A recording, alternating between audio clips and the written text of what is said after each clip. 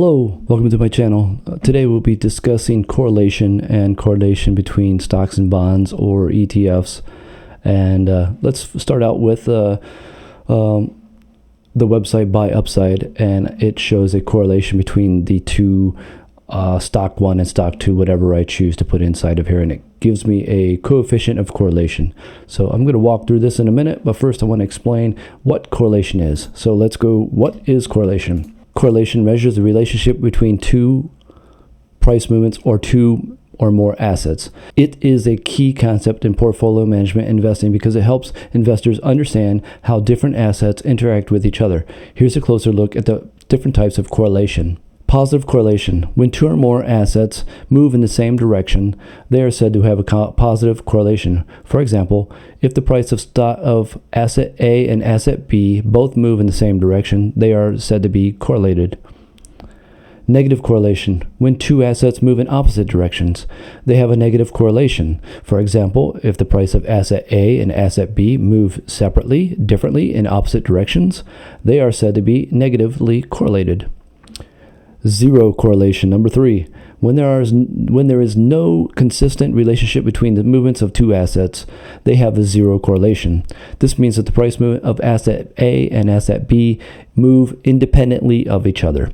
Let's look at the chart that we have here. We have here's a quick visual of it. So type of correlation is positive, moves in unison with other stocks or assets, and for example, it's stocks in the same industry, kind of like a Microsoft and an Apple stock, okay? Now we have negative correlation. They move oppositely. So stocks and bonds usually move in opposite directions, okay? Not always, but most of the time they do, okay? Now we have zero correlation, which means there's no relationship between them. Maybe like a stock and an unrelated asset, maybe like a real estate, sometimes gold or something like that, okay? Understanding these correlations help investors diversify their portfolios effectively, reducing the risk and potentially improving returns. By including assets with low or negative correlations, you can cushion the impact of a downturn in one asset class on the overall portfolio. So I would like to show you a website called buyupside.com, and let's take a look at that one. This is buyupside.com.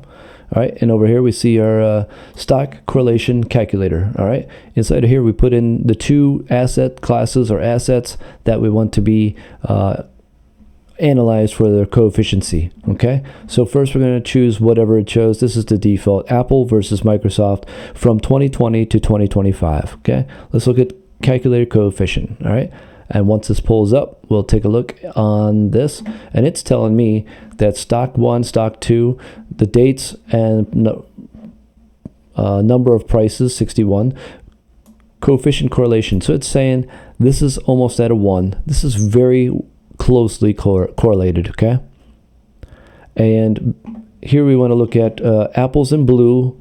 This is Apple, so this blue line is all Apple, and this black line is all Microsoft, okay? And these two stocks are very well correlated, and they are both in the tech industry, so that's why they would be very closely correlated, okay? So let's go back inside and let's create another one. We're going to create one called GDLM, which is gold mini shares, and then VNQ, which is a Vanguard Real Estate Investment Trust. Okay, same time frames. Let's see if this one is correlated or not. So we have the two, and they are a little less than the previous one, but they are very similar in correlation. So we may not want to have both of these in our portfolio because they may run similarly in their coefficient, their correlation coefficient. All right, so we got GLDM is light blue. It kind of plateaued. It just kind of sat there and bounced up and down. And then finally gold is starting to peak around, actually this time, which is March of 2025. And then VNQ is the black one. So it started down very low. This is the Real Estate Investment Trust, Vanguard. And it peaked up here in 2021, and now it kind of dropped, and then its low was about here, and which date was that? It was 2023, and now it's starting to get a little higher again, okay? So let's go with a different one.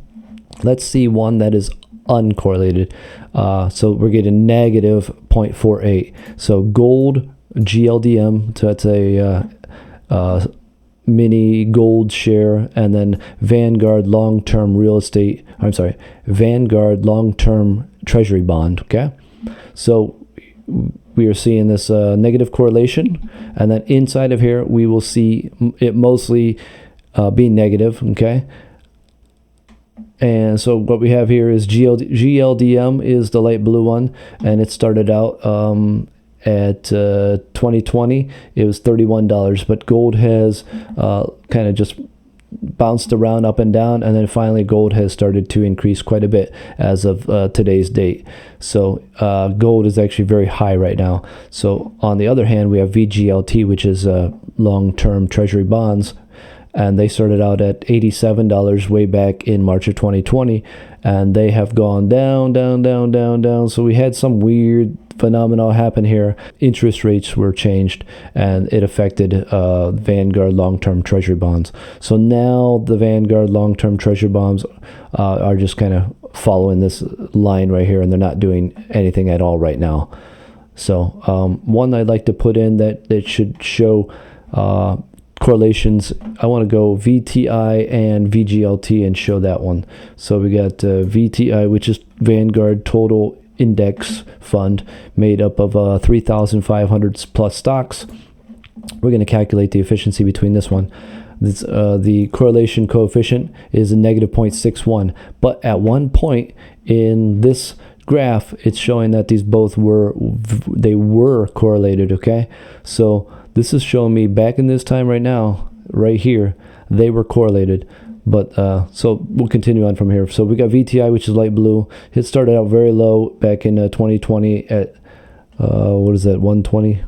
So it's bounced up, and then it kind of went down a little bit, and now it's going quite high, and it's kind of just leveling out right now. Okay, so that was total stock, the Vanguard Total Stock Index Fund.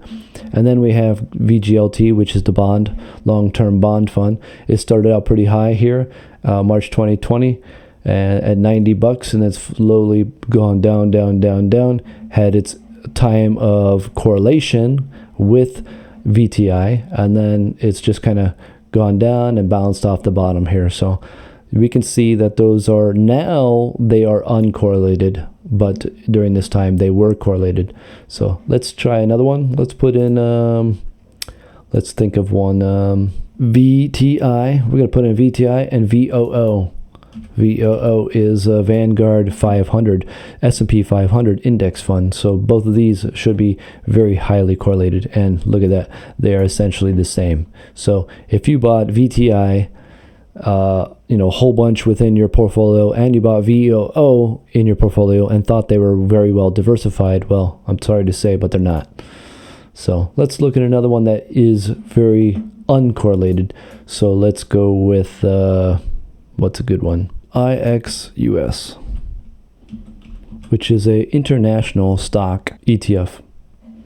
We're going to calculate the coefficient in there, and it looks like they are very, actually, I thought this would be uncorrelated, but they're actually quite correlated. So that's not two that you want inside your portfolio. Okay, you don't want everything to be within very high correlations. Okay, let's put in another DBMF.